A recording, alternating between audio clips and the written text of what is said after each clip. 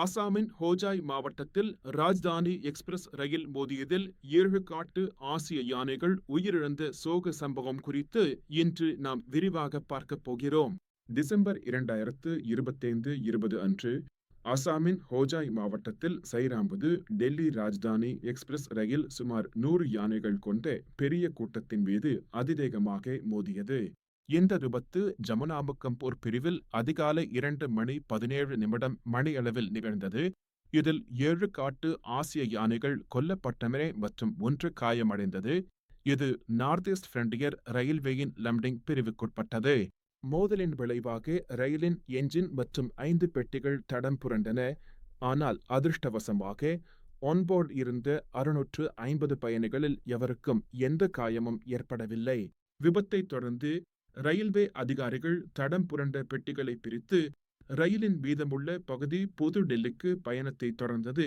பயணிகளுக்கு உதவும் வகையில் ஹெல்ப்லைன் எண்களும் செயல்படுத்தப்பட்டன. தடம் புரண்ட பெட்டிகளில் இருந்த பயணிகள் மற்ற பெட்டிகளில் தங்க வைக்கப்பட்டு குவாஹாத்திக்கு கொண்டு செல்லப்பட்டனர். அங்கு கூடுதல் பெட்டிகள் சேர்க்கப்பட்டு அனைவரும் பயணத்தை தொடர முடிந்தது.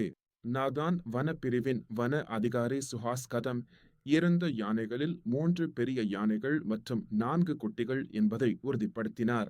காயமடைந்த குட்டிக்கு உள்ளூர் கால்நடை மருத்துவர்களால் சிகிச்சை அளிக்கப்பட்டது. மேலும் இறந்த யானைகளுக்கு பிரேத பரிசோதனை நடத்தப்பட்டு விசாரணை மேற்கொள்ளப்பட்டது. விபத்து நடந்த இடம் குவாஹாத்தியில் இருந்து சுமார் 126 கிலோமீட்டர் தொலைவில் உள்ளது. இது ஒரு குறிப்பிட்ட யானை வழித்தடம் அல்ல என்று வடகிழக்கு எல்லை ரயில்வே அதிகாரிகள் தெரிவித்தனர். ரயில் ஓட்டுநர் யானைகள் கூட்டத்தை கண்டதும் அவசரகால பிரேக்குகளை பயன்படுத்தினார். ஆனாலும் வேகத்தால் மோதலை தவிர்க்க முடியவில்லை. அசாம் முதல்வர் ஹிமந்த பிஸ்வா சர்மா இந்த சம்பவத்திற்கு ஆழ்ந்த வருத்தத்தை தெரிவித்ததுடன் விரிவான விசாரணைக்கு வனத்துறைக்கு உத்தரவிட்டார். குறைந்த பார்வை கொண்ட காலங்களில் வனவிலங்கு வழித்தடங்களில் பாதுகாப்பு நடவடிக்கைகளை வலுப்படுத்த வேண்டியதன் அவசியத்தையும் அவர் வலியுறுத்தினார். இந்த சம்பவம் அசாமில் யானை ரயில் மோதல்களின் அதிகரித்து அதிர்வெண் குறித்து கவலைகளை எழுப்பியுள்ளது. பல ரயில்கள் ரத்து செய்யப்பட்டன அல்லது பாதை மாற்றப்பட்டன. ஒரு அரசு ஆதரவு ஆய்வு 2000 மற்றும் 2023க்கு இடையில் அசாமில் 1200க்கும் மேற்பட்ட யானைகள் இறந்தன.